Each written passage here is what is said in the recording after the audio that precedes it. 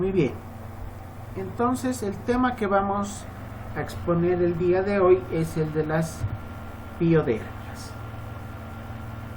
Antes de poder entrar en el tema como tal, debemos recordar algunos conceptos fisiológicos respecto a la piel.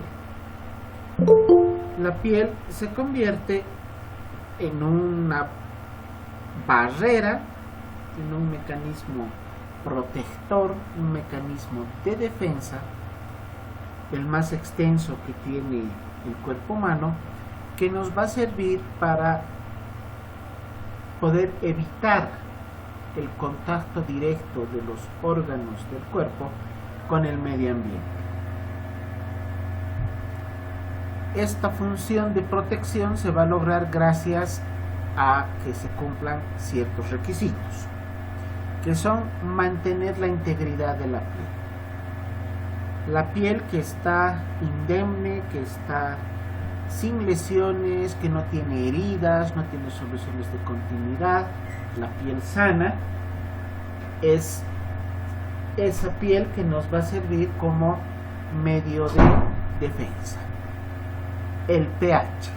La piel tiene un pH ácido de 5.5 aproximadamente.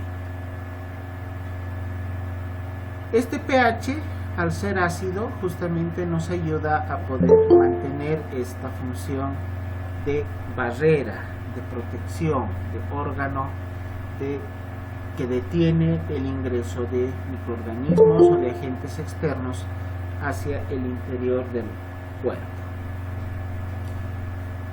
Existen situaciones que pueden elevar el pH, como son el uso excesivo de jabones.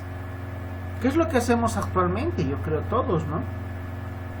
Gracias a la presentación del famoso coronavirus, hemos adoptado la medida de bioseguridad del lavado constante y permanente de manos con agua y jabón. Nos puede proteger, limpiar la piel de los elementos que hubieran quedado adosados a la misma, pero esto se convierte en una situación que va a ocasionar que se eleve el pH, y la elevación del pH puede llegar a producir inflamación de la piel. Es por eso que existen circunstancias donde la piel o personas que tienen piel muy sensible, ante el uso de jaboncillo de tocador, jaboncillo que se usa para la ducha, puede llegar a presentar inflamación importante de la piel cuando se la realiza de manera continua. Tenemos bacterias saprófitas, las que llamamos bacterias comensales, que son las que viven continuamente en la piel, pero de manera saprófita, que no ocasionan infección. Ahí tenemos sobre todo al Streptococcus epidermidis o al Staphylococcus aureus. Al otro tipo de microorganismo sería el Bacillus subtilis, entre otros, ¿no? Este tipo de bacterias se convierten entonces en bacterias saprófitas. La piel también tiene sus bacterias saprófitas. Y mecanismos de defensa que van a actuarse, que van a empezar a actuar, se van a activar al momento que pueden presentarse alguna situación infecciosa. Tenemos a enzimas celulares que, de igual manera como en otros lugares del organismo donde actúa el sistema inmunitario, serán las encargadas de poder atacar al agente externo patógeno para la defensa de la piel. De igual manera, otros elementos del sistema inmunitario, como son la fagocitosis o las células de Langerhans. Eso como un recuerdo pequeño de la fisiología de la piel en cuanto se refiere a su función de barrera de protección. Y hablando de los cuadros infecciosos de la piel, las dermatosis bacterianas haciendo un paréntesis acá, por favor, cuando nos referimos a un cuadro infeccioso de la piel, a una enfermedad en general de la piel, podemos darle el denominativo de dermatosis. Cualquier proceso patológico de la piel, podemos darle el denominativo de dermatosis. Y ya dependiendo del origen, darle un apellido como una dermatosis infecciosa, una dermatosis inflamatoria, dermatosis alérgica. Ya vamos a poder darle el denominativo correcto dependiendo de la etiología que está ocasionando la inflamación o la infección de la piel o cualquier otro tipo de estado patológico de la piel. Por lo tanto, no olvidarse de ese concepto de dermatosis como un denominativo correcto para indicar cualquier proceso patológico que comprometa a la piel. Las dermatosis bacterianas las vamos a dividir en dos grupos, las que son locales y las que son sistémicas.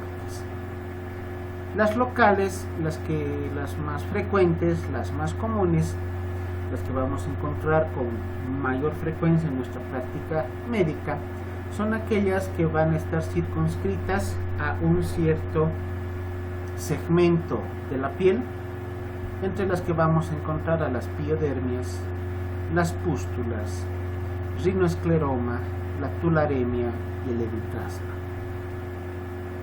De estas vamos a hablar el día de hoy, de las piodermias. En cambio, las infecciones sistémicas son aquellos cuadros infecciosos que se van a presentar secundarios a otro tipo de patologías que comprometen de manera sistémica otros segmentos corporales.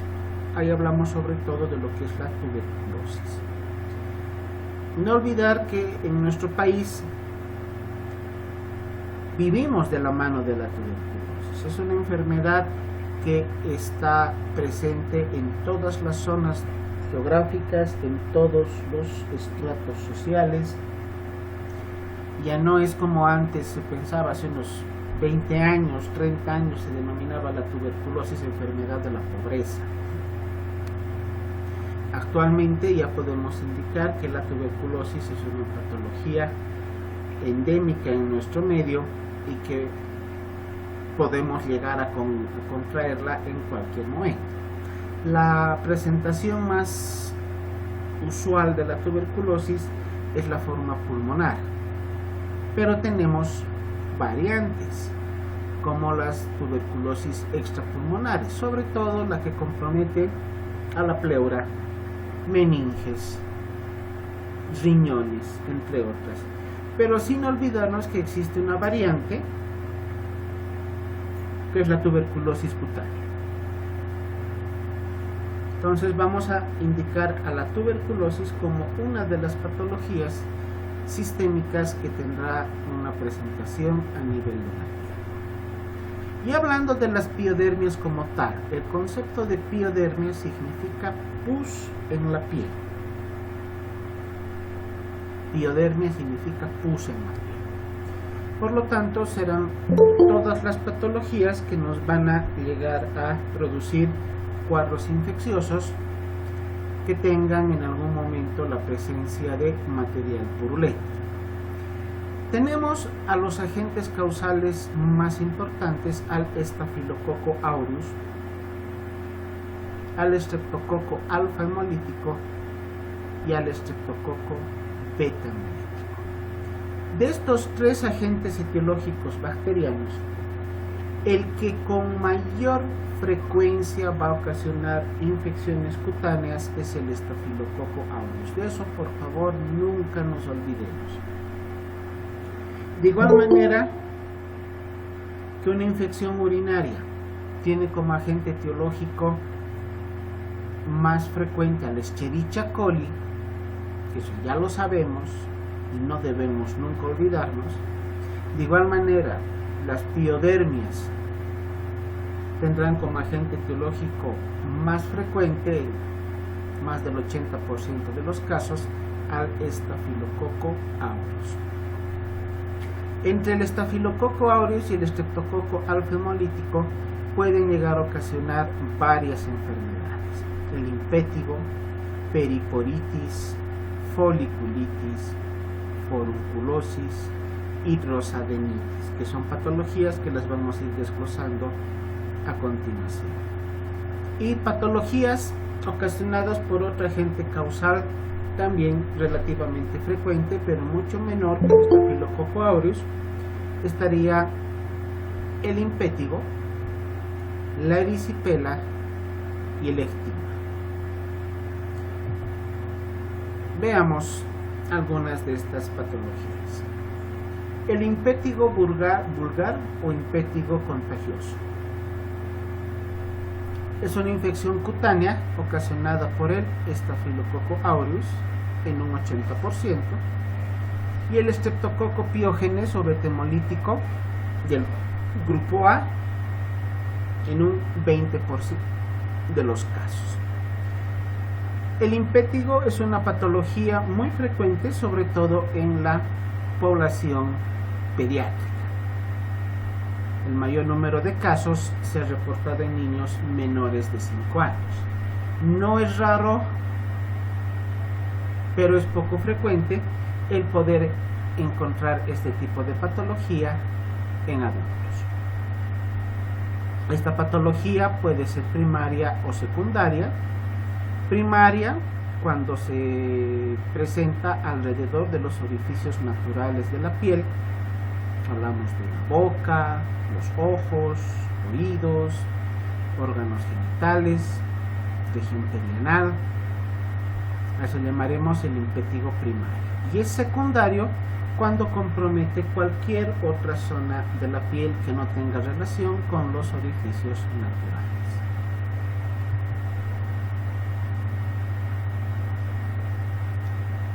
Estas son imágenes de impétigo. Fíjense, esta es la carita de un niño. Por eso tenemos el concepto que esta enfermedad afecta sobre todo a población pediátrica. El cuadro clínico se va a caracterizar, cuando es en su variedad primaria, presencia de vesículas que derivan ampollas con las famosas costras mielicéricas y puede llegar a expulseración. Ya hemos visto cómo lesiones elementales de la piel, cuál es la diferencia entre una vesícula, entre una ampolla, y acá quiero hacer hincapié en las costras mielicéricas. Fíjense las lesiones que ya están en proceso de remisión en esta gráfica, tienen estas costras de color amarillento, bastante extensas, muy pruriginosas, y se denominan costras mielicéricas porque se parecen a la miel. Por eso se denominan mielicéricas, costras parecidas a la miel por el color amarillento, y cuando se produce el rascado, la escoriación por el rascado al sacar la costrita, tiene esa consistencia parecida a la miel. Cuando es de presentación secundaria, cuando se compromete a otras zonas del organismo que no tengan relación con los orificios naturales, se presentarán en 3 variedades como dermatitis solar, dermatitis atópica o lesiones papulares. La dermatitis solar se llama así porque parece una esfera solar, esférica, con zonas eritematosas en la parte interna, que puede acompañarse de lesiones papulosas o vesiculares, y como la imagen que vemos acá en el cuadrante inferior derecho, ya con un proceso de cicatrización que está empezando a corregir la lesión. Es una lesión en proceso de sanación. Esta es otra variedad de esta misma patología. Fíjense, acá tenemos en la zona torácica, en la zona cervical anterior, en su segmento inferior, parte de la horquilla esternal, Es esta misma paciente, pero ya en la zona de la axila, el mismo tipo de lesiones, ya pero confluentes, ¿no? Son zonas más extensas con el compromiso dérmico. Y acá ya vemos la patología en su cuadro de remisión, que ha logrado remitir, ha logrado llegar a una curación, pero dejando estas máculas hipopigmentadas. Entonces son zonas de la piel con pérdida de la coloración normal, donde antes estaban las lesiones dérmicas. Algo que también debemos tomar en cuenta en el estudio de las patologías dérmicas es lo que denominamos dermopatología, el estudio anatomopatológico, en este caso histopatológico, porque son extendidos de tejido, que nos van a ayudar a identificar estas lesiones. Obviamente nosotros como médicos generales no tenemos el conocimiento completo de cómo se llega a interpretar una placa histológica como lo hace un patólogo, pero si logramos tomar biopsias de estas zonas lesionadas y enviar al estudio de anatomía patológica, el reporte que nos dé el patólogo nos ayudará bastante con nuestro diagnóstico. ¿Qué vamos a indicar en este caso? Del impétigo, que se va a localizar sobre todo a nivel epidérmico superficial en el plano subcórneo, como vemos acá, estas zonas rojizas, medio violetas, color vino, que son las zonas de lesión, con la formación de la costra mielicérica acá en la parte superior. Estas lesiones están caracterizadas por la identificación celular de polimorfos nucleares y neutrófilos, que son los que van a formar las vesículas y las pústulas. El impétigo ampollar o enfermedad de Ritter-Born-Ritter-Schein es una variedad de impétigo ocasionada por el Streptococcus aureus del grupo 2, que es una variedad de los estafilococos que tiene una característica de producir la toxina epidermolítica exfoliante de tipo B, así se llama la toxina. Esta toxina tiene la particularidad de producir la lisis del epidermis, produciendo lesiones mucho más extensas, no con la característica de la presencia de ampollas o vesículas, pero sí con lesiones extensas eritematosas, que pueden ocasionar una dermatitis exfoliativa, donde se va perdiendo continuamente las capas de tejido celular ya dañado, y que llega a comprometer zonas bastante extensas de la piel. Esta variedad de impétigo empieza con un exantema macular eritematoso, es una mancha roja pero general en todo el organismo, bueno, no abarcando el 100% de la piel, pero sí zonas bastante extensas, donde se presenta una gran sensibilidad cutánea, o sea, mucho dolor al simple toque de la piel. Posteriormente puede llegar a aparecer ampollas con el signo de Nikolsky positivo. Este signo de Nikolsky es aquel en el cual las ampollas pueden llegar a ser confluentes, fácilmente llegan a romperse las ampollas, si vale el término, y llegar a producir una salida de las capas dérmicas de la piel. Es como decimos comúnmente, como la piel se sale como una cascarita. Y cuando se sale cuando se pierde este recubrimiento que tiene las ampollas, la piel deja una zona eritematosa húmeda.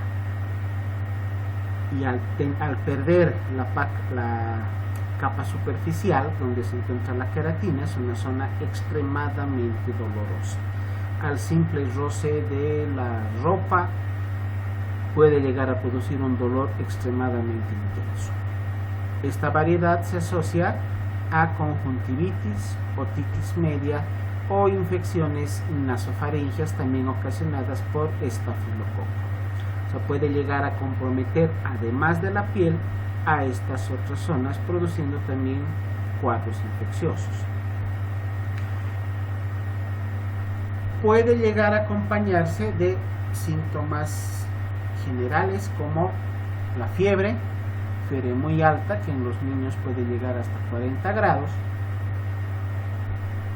que además se acompaña de otros síntomas generales como son la cefalea, el mareo, decaimiento general, una astenia y adinamia muy marcados.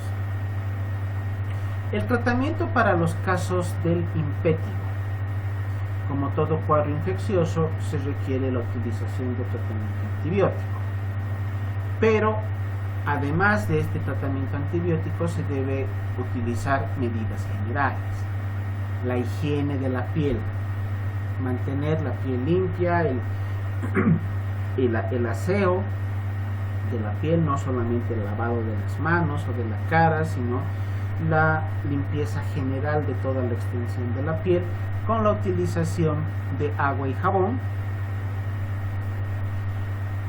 Y se puede también utilizar al momento de la limpieza de la piel, ya como parte del tratamiento, el sulfato de cobre y zinc, que se conoce comercialmente como el agua de Alibou, o el permanganato de potasio a una dilución de 1 por 1000, que se utilizan como parte del tratamiento al momento de realizar la limpieza de la piel.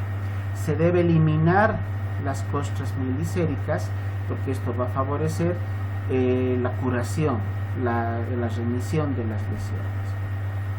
Se debe utilizar un tratamiento antimicrobiano tópico, colocación de o la administración de un antibiótico directamente sobre las lesiones, donde se utiliza el ácido fusídico o mupirocina, mupirocina. Esta medicación antimicrobiana se puede utilizar en un lapso de hasta 10 días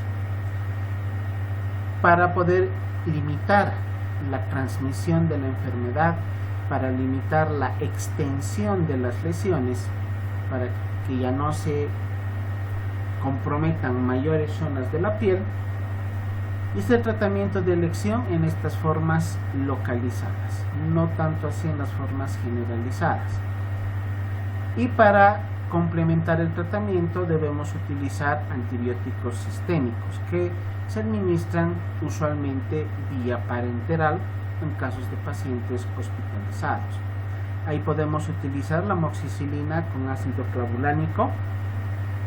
No es el hecho de poder hacer propaganda a ninguna línea farmacéutica, pero creo que todos hemos escuchado en algún momento del famoso IBL, un antibiótico que tiene en su composición amoxicilina con ácido clavulánico. La dosis de administración de este medicamento es de 1.5 gramos cada 8 horas.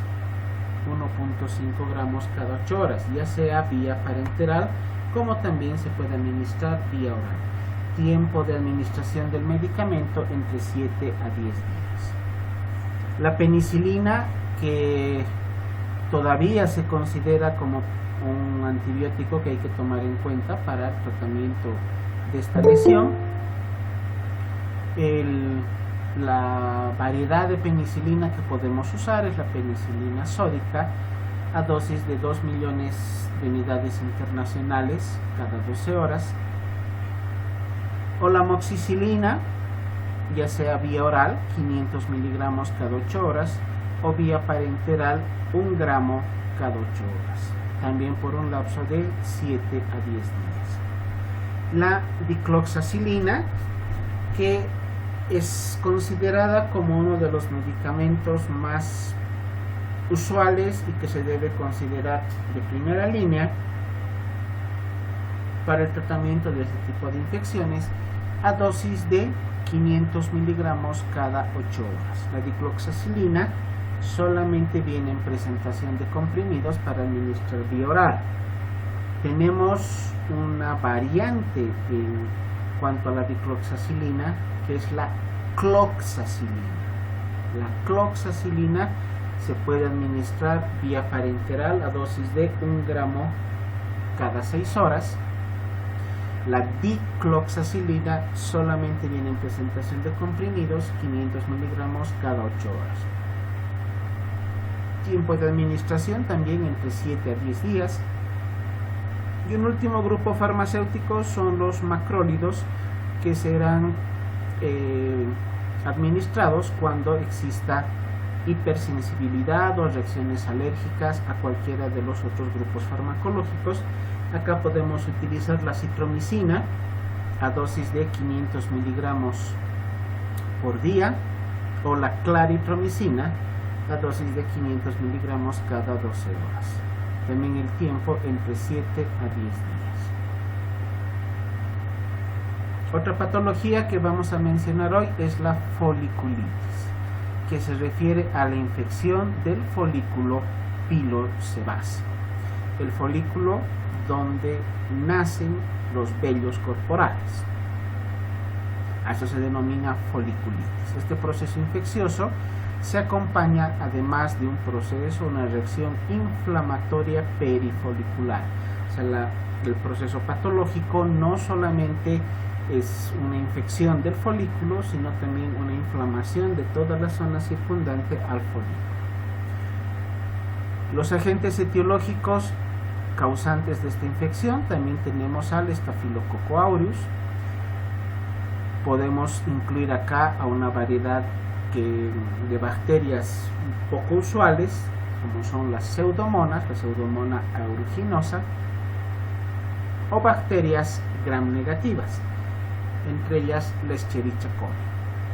Pero las infecciones por pseudomonas o bacterias gram negativas son más raras.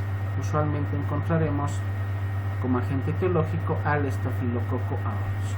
Podemos además encontrar una variedad de tipo viral, donde el agente etiológico, las variedades serán la variedad de foliculitis herpética y la variedad con presentación del molusco contagioso, ambas de origen viral.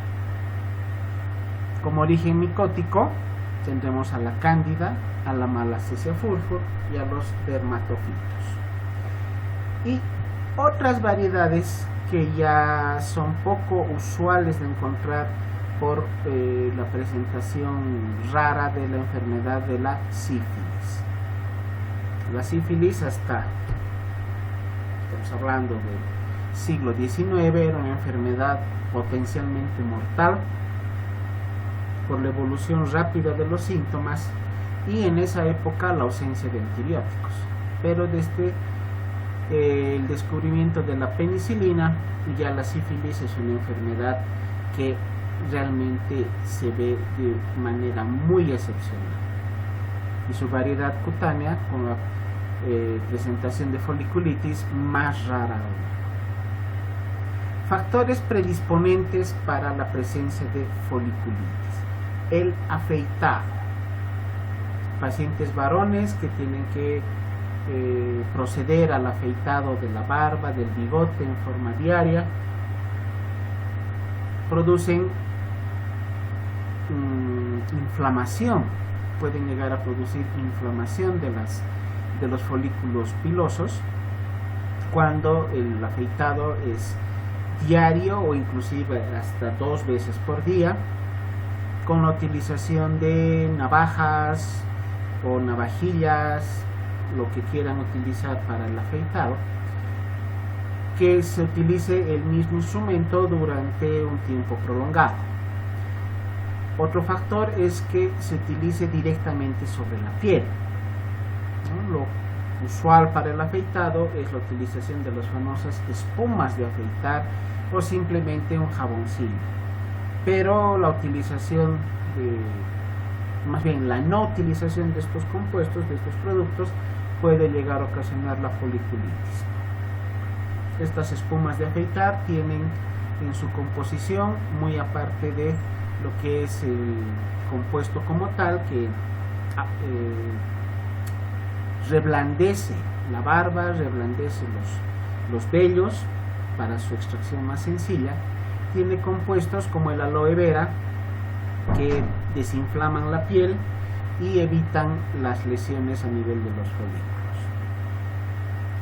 Hay que tomar en cuenta que no solamente va a abarcar a zonas de la cara, sino también afeitado de axilas o de las piernas o de cualquier otra zona corporal. También aquí podemos incluir a lo que es el vello púbico. Y otro factor que favorece la presencia de la foliculitis es la extracción del pelo. A veces agarramos una pincita, ¿no?, para sacar pequeños vellitos, pequeñas barbas, o directamente la aplicación de la cera depiladora. La cera depiladora, al ser una medida traumática para la piel, para la extracción del vello, puede convertirse en un factor de riesgo muy importante para la presencia de foliculitis. Ahora, cuando se obstruye el ingreso al folículo por motas de polvo, suciedad, contaminación, o sea, piel sucia, en otras palabras, facilita el crecimiento y colonización del folículo por los microorganismos, en este caso el Staphylococcus aureus, y esto va a favorecer a la presencia de la patología como tal.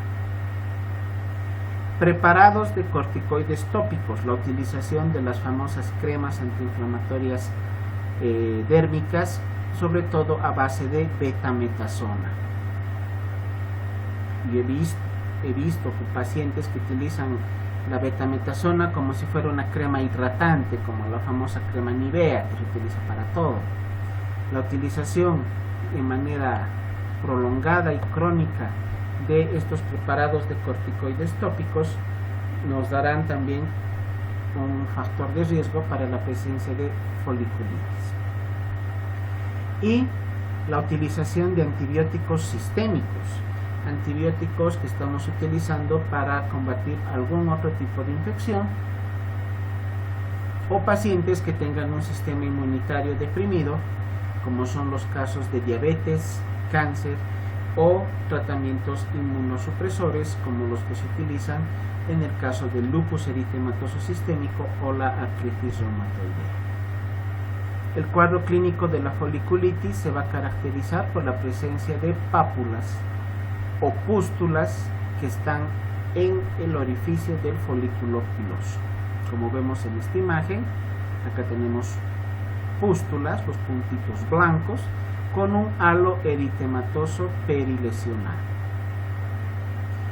No es recomendable el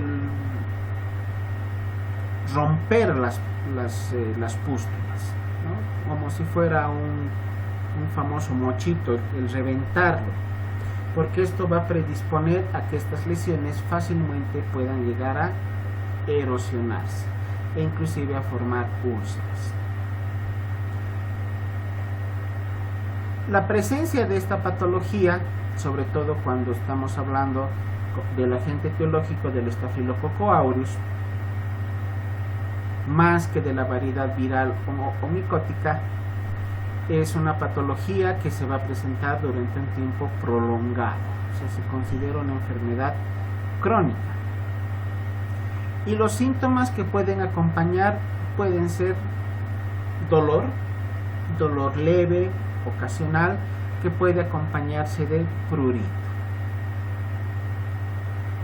En raras circunstancias puede haber zonas hipersensibles de la piel o de la piel cabelluda. El término de cuero cabelludo no es correcto.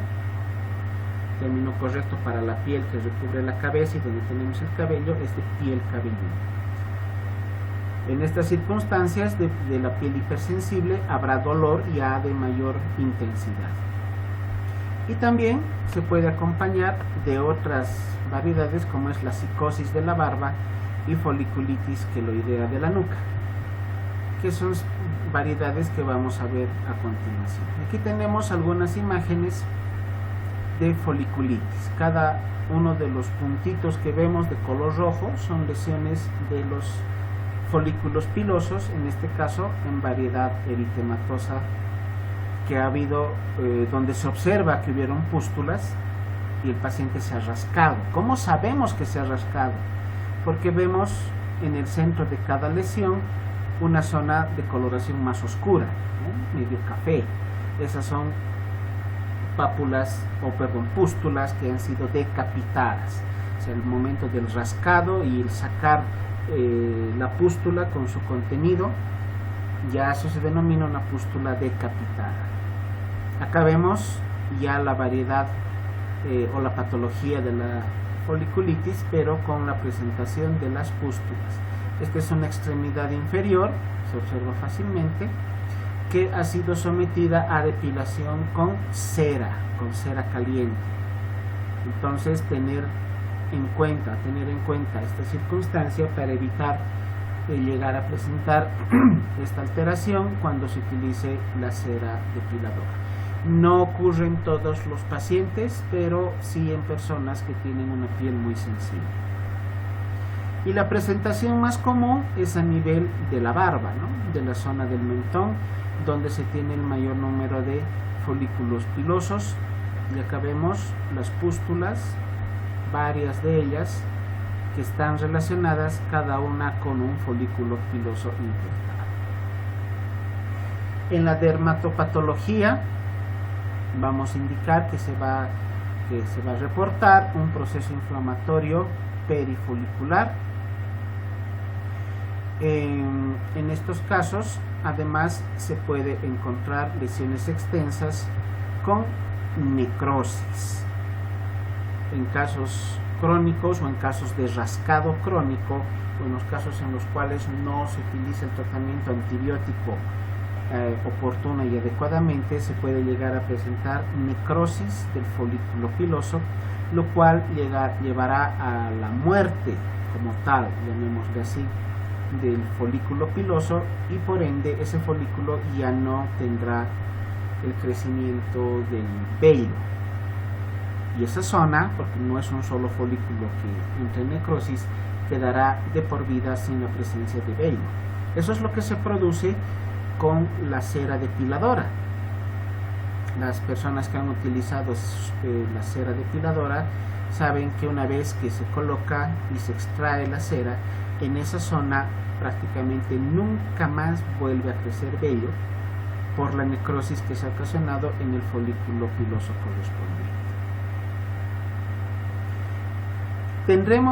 Tenemos una variante que se llama psicosis de la barba, que aparece en la zona de la barba y bigote.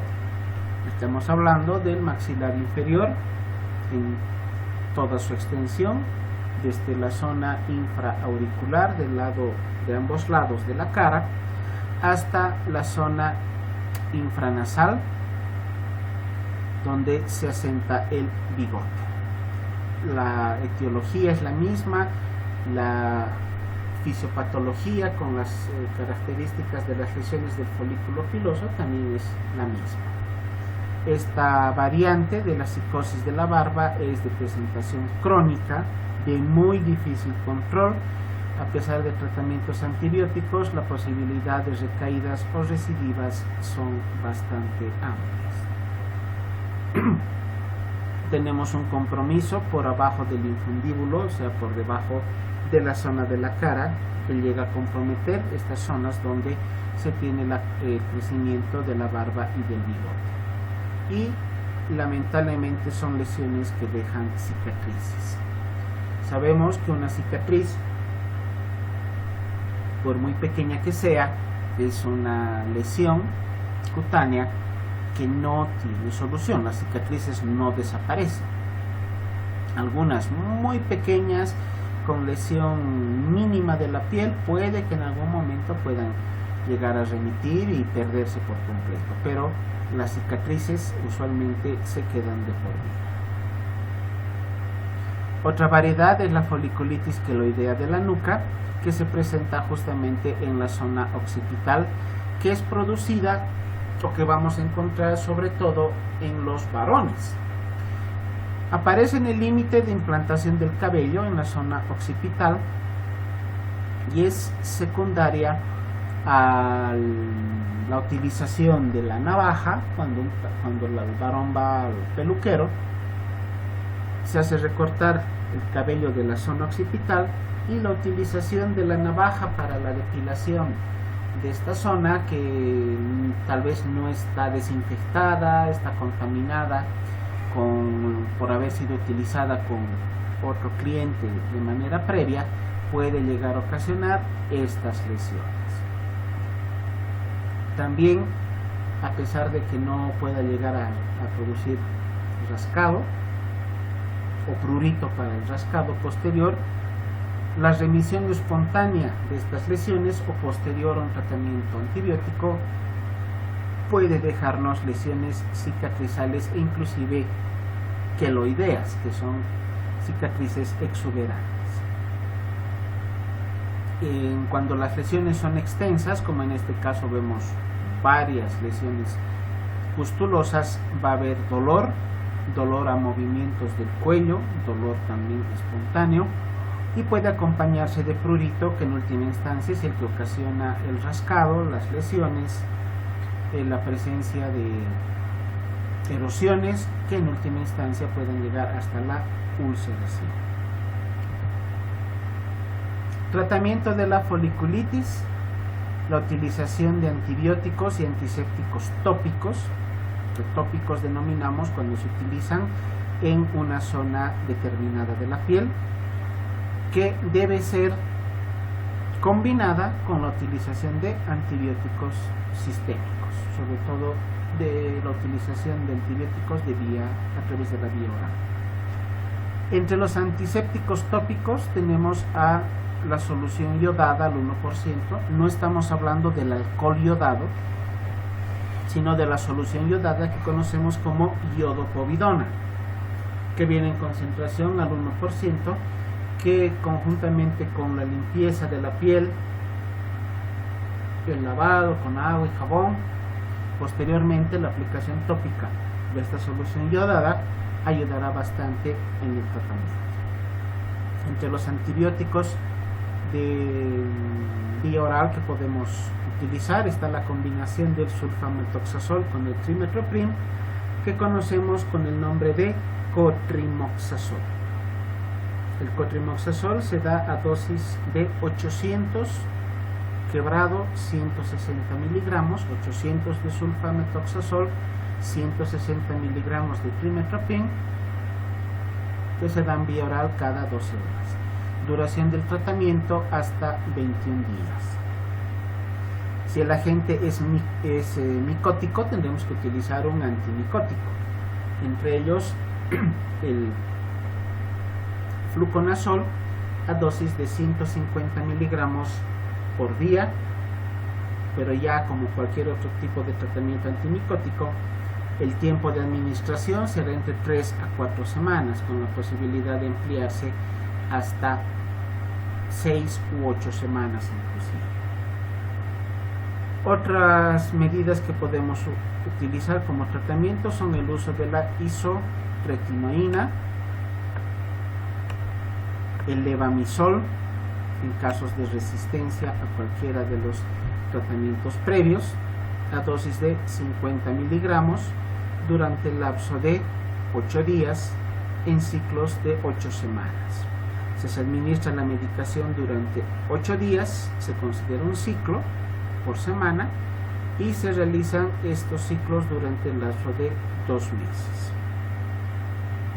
Que también podemos combinar al tratamiento con cualquiera de estos agentes que hubiéramos mencionado previamente. Y también se tiene como medicación o como parte del tratamiento la depilación por láser. Los tratamientos de cirugía estética actualmente utilizan bastante el láser para lo que es, por ejemplo, el sacado de tatuajes.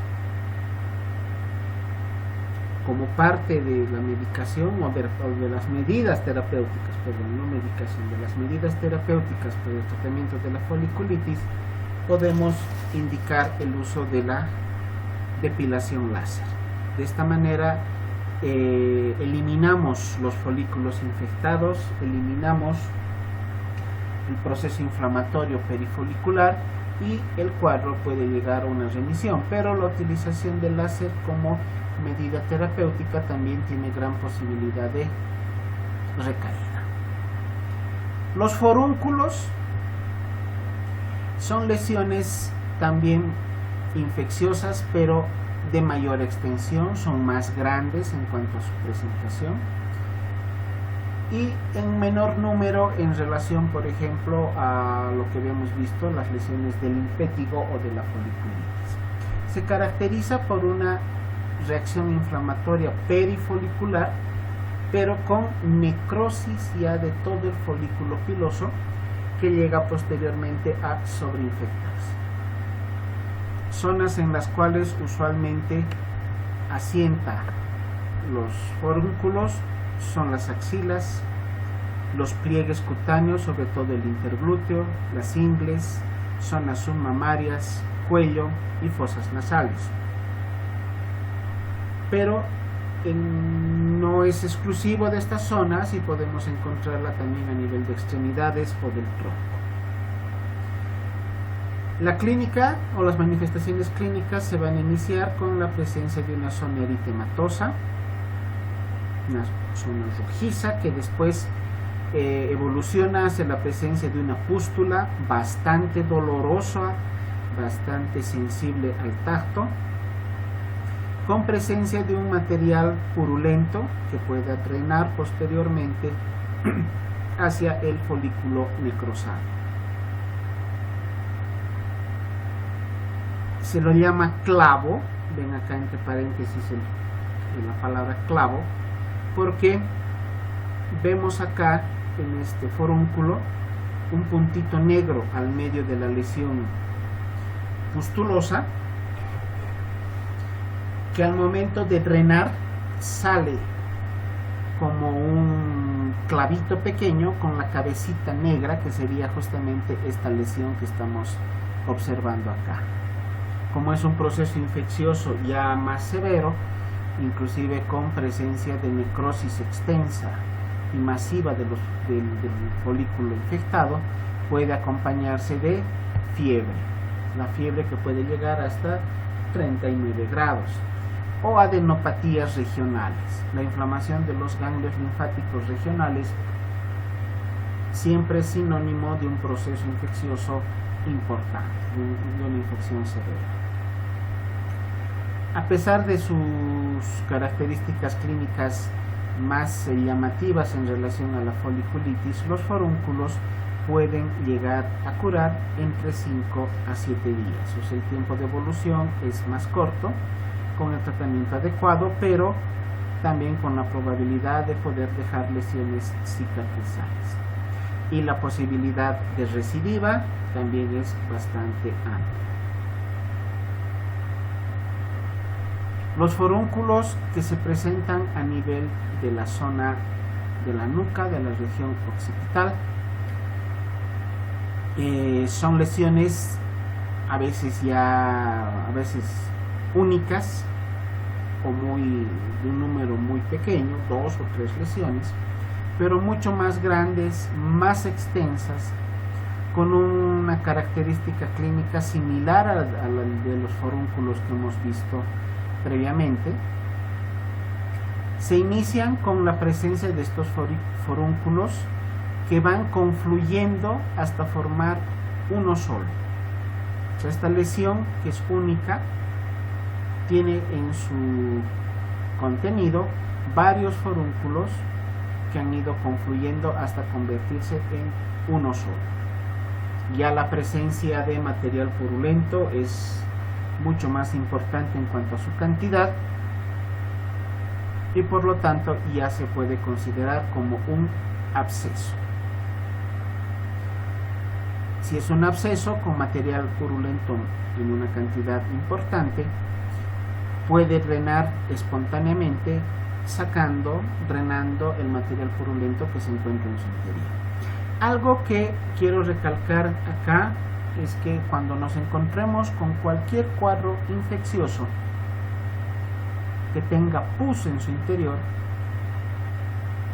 lo primero que debemos hacer es tomar una muestra para cultivo y antibiograma.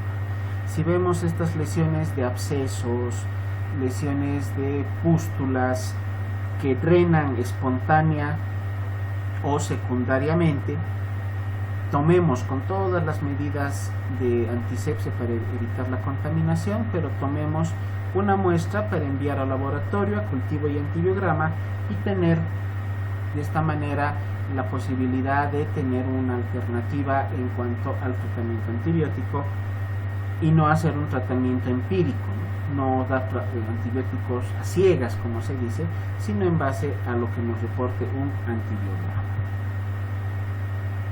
La hidrosa adenitis, una infección un poco más rara de encontrar, se refiere a la inflamación de las glándulas sudoríparas ocasionadas por el estafilococo, sobre todo en su variedad áurea, ubicado sobre todo a nivel de las axilas, ingle, perine, las regiones inguinales, pubis, las aureolas del pezón, como vemos acá en la imagen, la zona de la axila donde se encuentra gran cantidad de glándulas sudoríparas.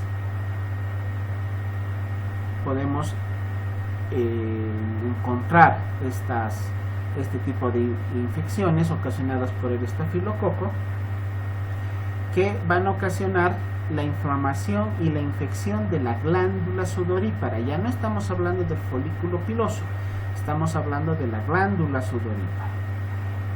Al infectarse la glándula sudorípara nos va a ocasionar la presencia de abscesos ya de un tamaño mucho mayor, con un contenido purulento, también en cantidad más abundante, sobre todo en las zonas donde hay bastante roce por el movimiento de las extremidades, como serían las axilas y las regiones inguinales. Estas lesiones abscedadas son muy dolorosas, extremadamente dolorosas. Los pacientes llegan a estar con las extremidades superiores separadas del tronco, no pueden colocar las extremidades en posición anatómica, porque el cerrar el hueco axilar produce un dolor extremadamente intenso. De igual manera, estos abscesos, por la cantidad de material purulento que tienen en su interior, pueden presentar el drenaje espontáneo. De igual manera, tomar muestra para cultivo y antibiograma para realizar el tratamiento. Lamentablemente, los cuadros infecciosos de las glándulas sudoríparas, la hidrosa adenitis, llega a ser recidivante en la mayor parte de los casos, a pesar del tratamiento antibiótico, y por lo tanto las recaídas son frecuentes y el tratamiento ya se vuelve crónico. Puede durar, me acuerdo de un paciente que tuvimos hace bastantes años que estuvo con esta patología un lapso de unos 4 o 5 meses aproximadamente. En la dermopatología vamos a lograr observar una reacción inflamatoria periglandular a todo alrededor de la glándula sudorípara que penetra hasta el interior, como vemos acá en la imagen, al interior de las paredes de la glándula, produciendo la destrucción, produciendo la necrosis y muerte del tejido que está conformando la glándula sudorípara, ocasionando la destrucción completa de esta glándula. Y sobre un tejido necrótico muerto, este es un caldo de cultivo muy ávido por las bacterias y de fácil colonización bacteriana.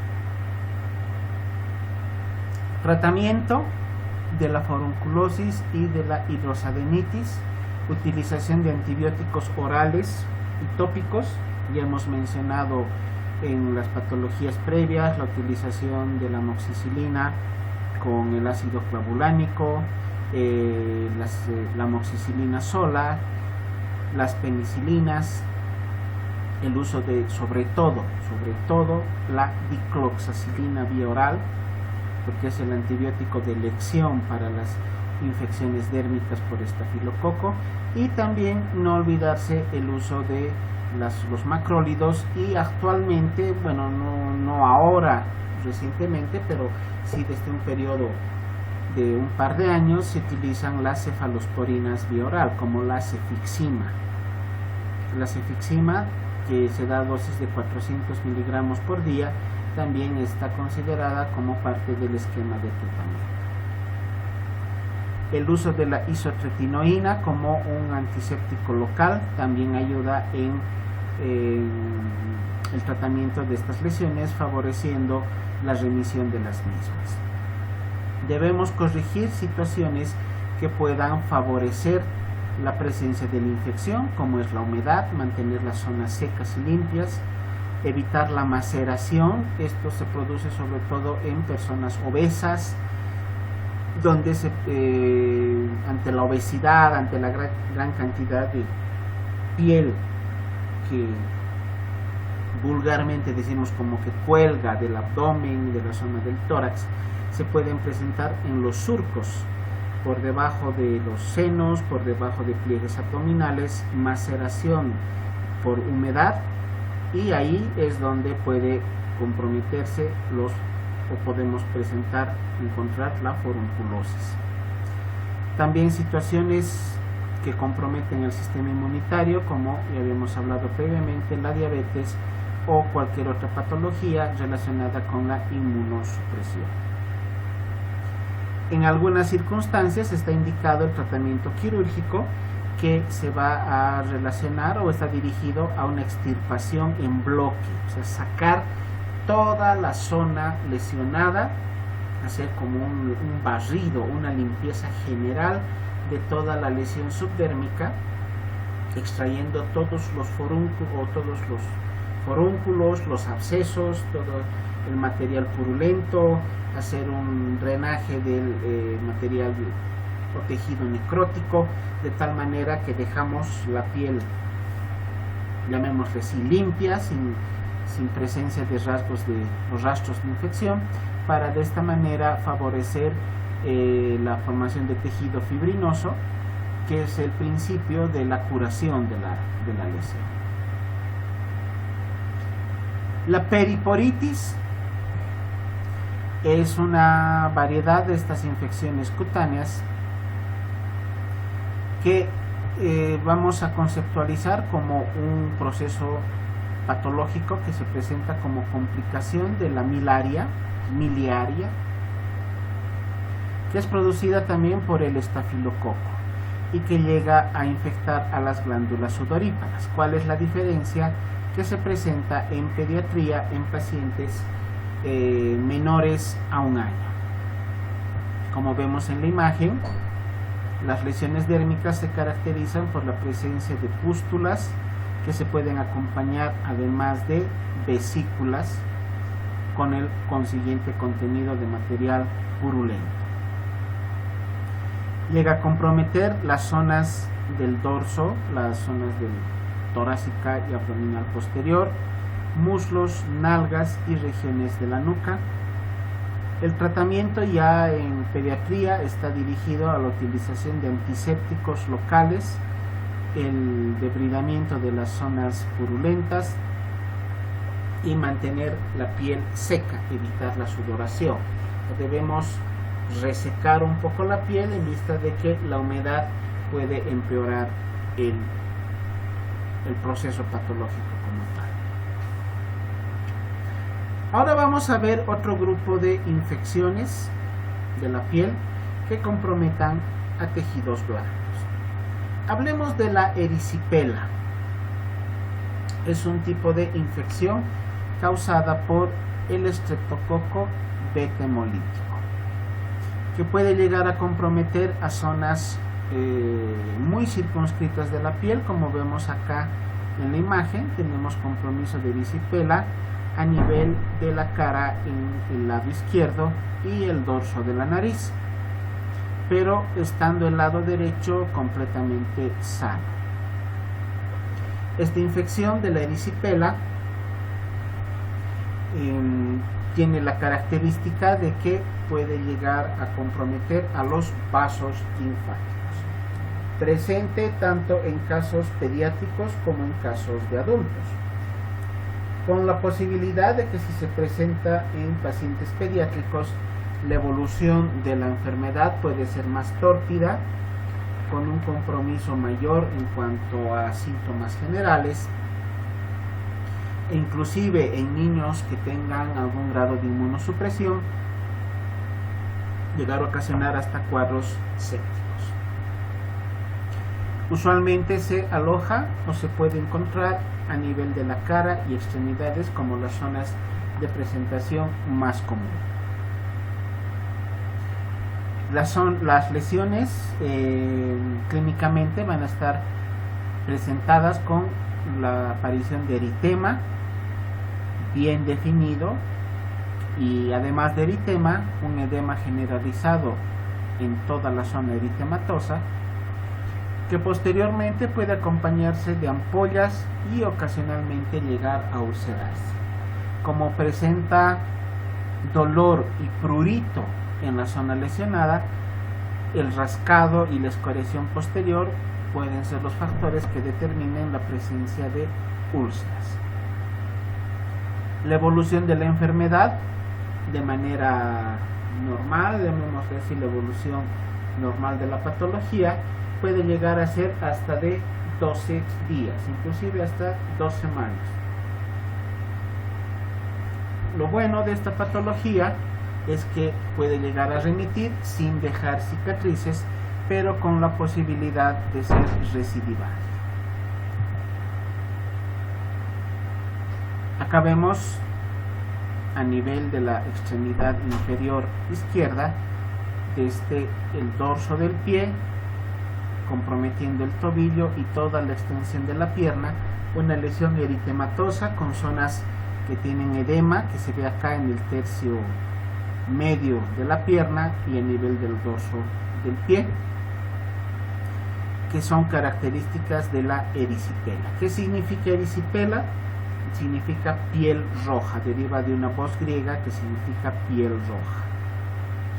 Cuando la erisipela llega a comprometer a las extremidades, sobre todo a nivel de los dedos de los pies, en menor proporción a nivel de los dedos de las manos, podemos encontrar lesiones interdigitales como la que estamos viendo acá abajo, zonas que son muy susceptibles a concentrar humedad y por lo tanto ser un factor para la presencia de la infección, y vemos acá una úlcera interdigital secundaria a erisipela. Estas lesiones interdigitales entonces pueden llegar a ulcerarse. El ectima es otro tipo de lesión caracterizado por la presencia de úlceras. Úlceras que posteriormente se recubren de una costra. La costra es bastante gruesa, con contenido fibrinoso en gran cantidad. El ectima se caracteriza por ser usualmente lesiones de presentación única, muy dolorosas, con un proceso inflamatorio perilesional también bastante importante y con induración de la zona perilesional que es fácilmente detectado al tacto. O sea, tocamos la lesión, al momento de la exploración clínica esta lesión está indurada y por el simple hecho de tocarla se despierta gran dolor.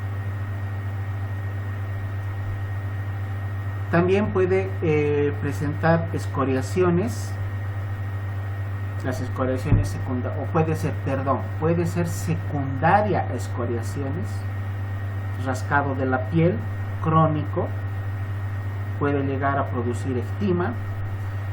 Las picaduras de insectos, que más bien acá en la ciudad de La Paz no es muy común, tomando en cuenta la altura y el clima en el cual vivimos, pero sí es algo más usual en climas cálidos, ¿no? Como en el oriente del país o en las zonas de los valles, donde las picaduras de los insectos son pan de cada día prácticamente en la consulta clínica. Sin ir muy lejos, acá en la zona de los yungas, las consultas médicas por picaduras son frecuentes. Estas picaduras pueden derivar en lesiones de ectima posterior a las escoriaciones. Otras lesiones que puedan derivar en ectima son las úlceras venosas por éstasis a la circulación de la sangre, o inclusive lesiones isquémicas en este tipo de lesiones por varices o por úlceras varicosas. Estas lesiones son poco frecuentes y se predisponen con una mala higiene, un mal estado nutricional y nuevamente patologías que comprometan el sistema inmunitario, como la diabetes o el cáncer.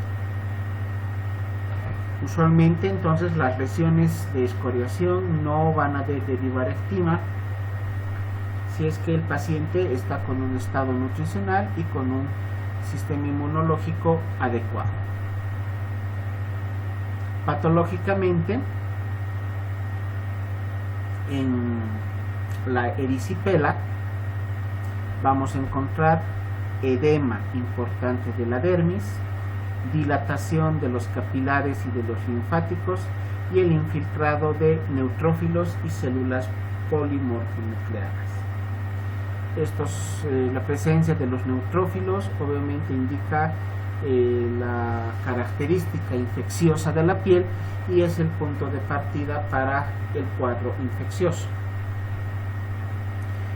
Y el compromiso de los vasos capilares es el que va a producir el edema característico de la erisipela, que es el que va a producir inflamación de la zona comprometida, y al haber edema también aumenta la sensibilidad, con la posibilidad de presentar dolor en mayor intensidad.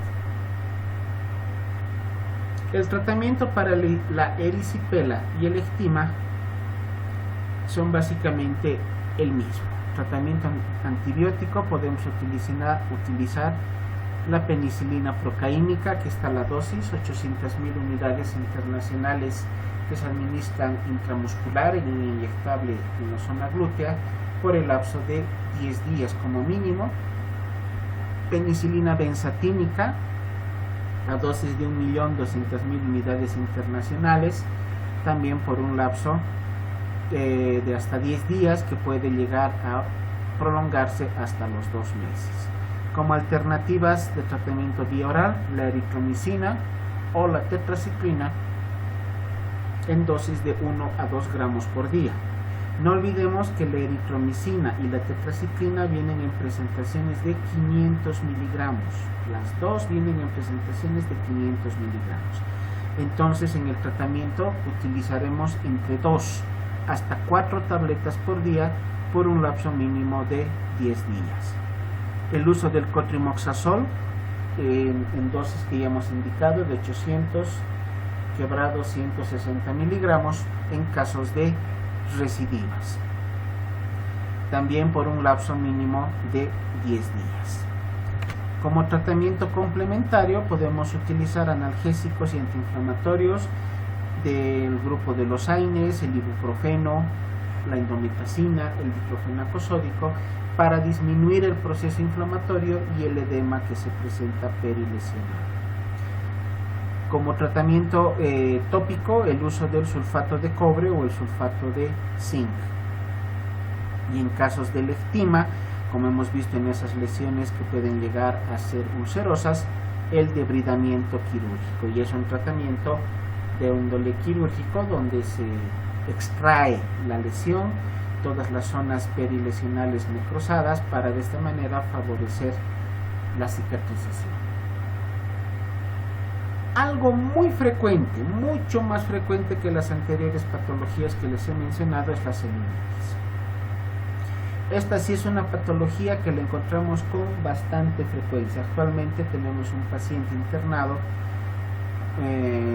con una celulitis en la pierna secundaria a una fractura la celulitis, siempre tienen como origen algún punto de ingreso de las bacterias por una lesión de la piel. En este caso fue un golpe que presentó la paciente mientras estaba en el baño de su casa, se fracturó la pierna y fue el punto de partida para la presencia de la celulitis.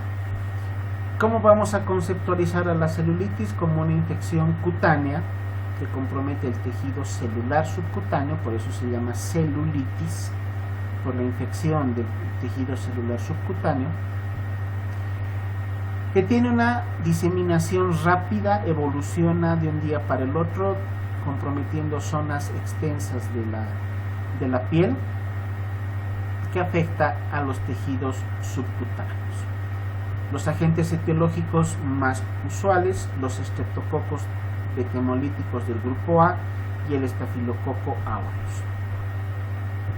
Traumatismos previos, desgarros, heridas punzantes, cualquier tipo de lesión cutánea, forúnculos, úlceras, inclusive el corte que uno pueda presentarse con un cuchillo al momento de estar realizando alguna actividad en la cocina,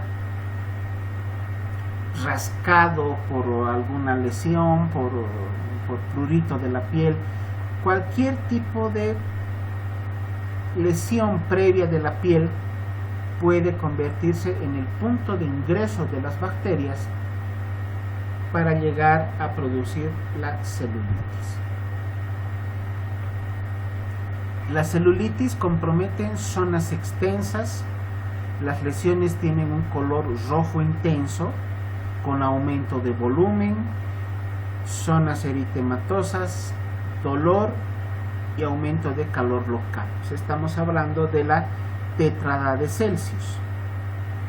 Estas son las características clínicas de la celulitis, con signos de inflamación bastante importantes y bordes que no son adecuadamente perceptibles.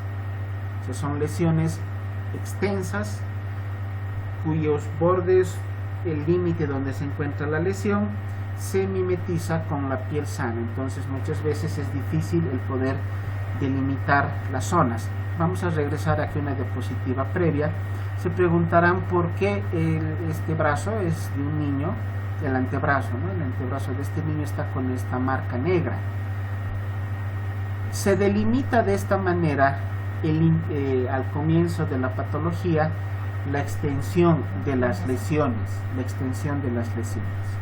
Es por eso que se pone así con un marcador indeleble hasta dónde estaba la lesión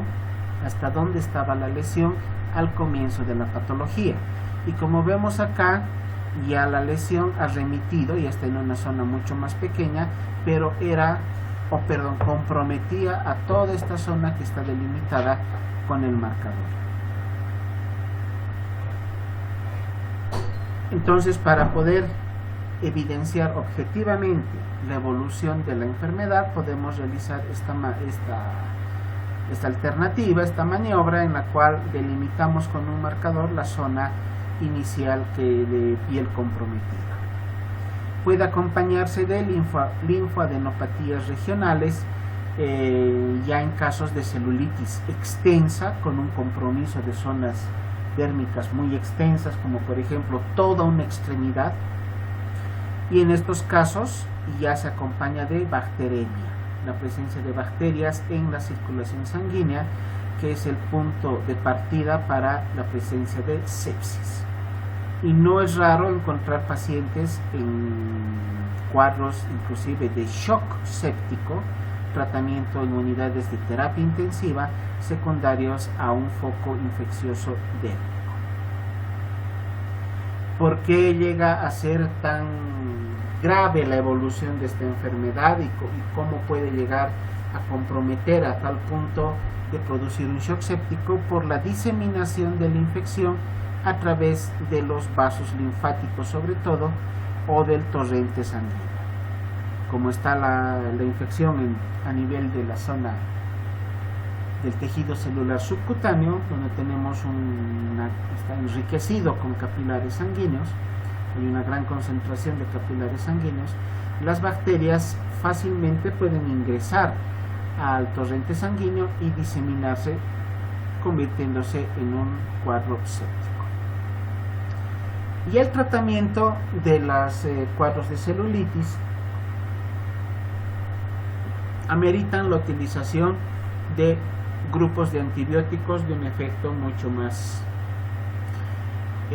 mayor, ¿no? Vamos a utilizar amoxicilina o penicilina, que básicamente no nos van a dar ningún resultado en el tratamiento. Utilicemos cefalosporinas como la cefalexina a dosis de 500 miligramos cada 6 horas,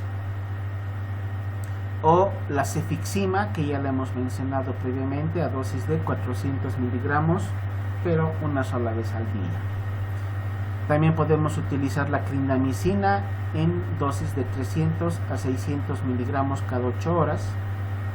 Penicilina procaínica está mencionada acá porque está descrita en varias bibliografías, pero ya les indico que la penicilina, por la posibilidad que tenga el estafilococo de haber creado resistencia, es un tratamiento que no hay que tomarlo en cuenta.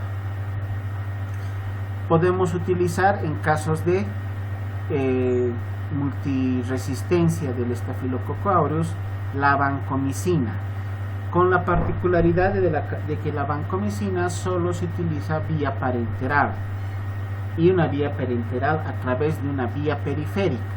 O sea, para administración de vancomicina el paciente tiene que estar internado con su suerito, o sea, con una vía periférica, y a través de la vía periférica administrar a dosis de 30 miligramos por kilogramo de peso. Otras alternativas antibióticas son el uso del linezolid, la clindamicina o el cotrimoxazol. En cualquiera de estos esquemas antibióticos, el tiempo de administración mínimamente debe ser entre 10 a 14 días, y conjuntamente al tratamiento antibiótico administrar tratamientos antiinflamatorios también vía parenteral. Podemos utilizar desde el diclofenaco sódico, que tenemos en presentaciones que se administran vía parenteral, o inclusive utilizar corticoides. Yo he llegado a utilizar corticoides en casos de celulitis severas para favorecer la desinflamación del tejido comprometido, y no olvidarse también de la administración de un analgésico, porque el dolor es intenso, realmente es un dolor insoportable, como nos han referido los pacientes, y es hasta dramático ver cómo un paciente se queja de dolor por la presencia del cuadro infeccioso de la celulitis. Como alternativa para tratamiento analgésico utilizaremos metamizol endovenoso a dosis de 1 gramo cada 8 horas, o la utilización del ketorolaco a dosis de 30 hasta 60 miligramos también cada 8 horas. La utilización del paracetamol no está recomendada, tomando en cuenta de que muchas veces el paracetamol no nos va a ayudar. A pesar de la administración del paracetamol, el dolor no remite. Por eso mejor utilizar analgésicos vía parenteral. Y otras variedades de infecciones ya más severas. Fíjense esta paciente. Realmente es una lesión.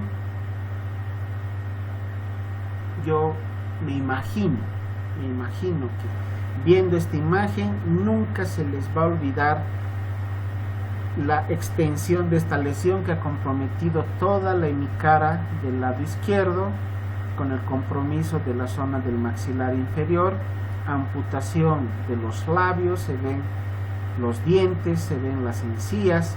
Esta es una fascitis necrotizante o gangrena estreptocócica. Estas lesiones empiezan, como la mayor parte de las lesiones dérmicas, con zonas muy pequeñas de compromiso, con una pústula, a veces con una zona eritematosa que pueda llegar a presentar hasta alguna vesícula, pero que rápidamente pueden llegar a evolucionar cuando la lesión en lugar de extenderse hacia la periferia, se extiende hacia el interior de la piel hasta llegar a la fascia que recubre a la capa muscular. Por lo tanto, el concepto de la fascitis necrotizante es la infección de los tejidos subcutáneos y de la fascia muscular, ocasionada por el estreptococo beta hemolítico del grupo A. Al haber compromiso de la fascia, se llega a necrosis, una necrosis que se presenta en lapsos muy cortos de tiempo, o sea, la evolución es tórpida y muy rápida, y de diseminación también rápida, de lo que era una lesión tal vez muy pequeñita, en cuestión de un par de días puede llegar a comprometer, como vemos en la imagen, zonas extensas de la piel. Y no solamente compromete la piel, sino los tejidos subcutáneos, el tejido celular subcutáneo, y llega a comprometer a la masa muscular, a la capa muscular. Otros agentes etiológicos, aparte del estreptococo beta hemolítico, son el estreptococo piógenes, o también podemos incluir aquí al estafilococo aureus, pero las fascitis son más usuales que de encontrar como agente etiológico al grupo de los estreptococos. Estos estreptococos del grupo A, beta hemolítico del grupo A, se los denomina bacterias comedoras de carne. Ese término se les ha dado porque realmente es como si estas bacterias estuvieran devorando al paciente internamente para llegar a producir este tipo de lesiones. Aquí ya no sirve la pomadita local, ya no sirve la tabletita antibiótica. Esto ya amerita un tratamiento de cirugía plástica, reconstrucción con cirugía plástica para poder colocar injertos de piel, e inclusive con una lesión tan grande como la que estamos viendo, la posibilidad de rechazo a los injertos es muy grande. Es una zona que está abierta al medio externo, puede sobreinfectarse muy fácilmente porque no tiene la protección de la piel, que es la que la protege contra el medio externo. Podemos tener zonas extensas de infección y llegar a producir cuadros sépticos. Y estos cuadros sépticos, como ya les hablaba previamente, pueden llevar hasta la muerte del paciente por shock. Y las fascitis también pueden derivar, cuando ya están sobreinfectadas, en la formación de lesiones costrosas. Estas lesiones negras son costras, lo que vulgarmente conocemos como escaras. Cualquiera pensaría, bueno, aquí ya se ha formado una costra, entonces la costra va a producir la regeneración del tejido. Ese es un concepto errado, es un concepto equivocado. Aquí efectivamente se ha detenido la extensión de la lesión, pero eso no significa que ya es el punto de partida para la regeneración de la piel.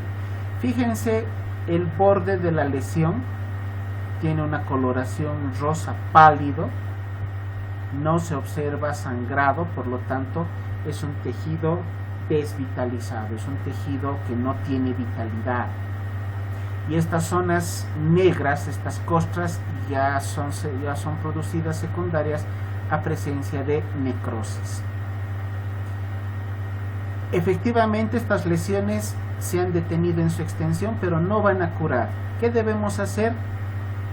Un tratamiento quirúrgico con la escarectomía, o sea, sacar la costra negra, sacar la costra y realizar una debridación, para que me entiendan, un raspado que usualmente se hace con el bisturí para sacar todo este tejido que está por debajo, que es tejido necrótico, desvitalizado, y las zonas perilesionales donde está todo el borde de la lesión, también ir raspando con la hojita del bisturí hasta producir sangrado.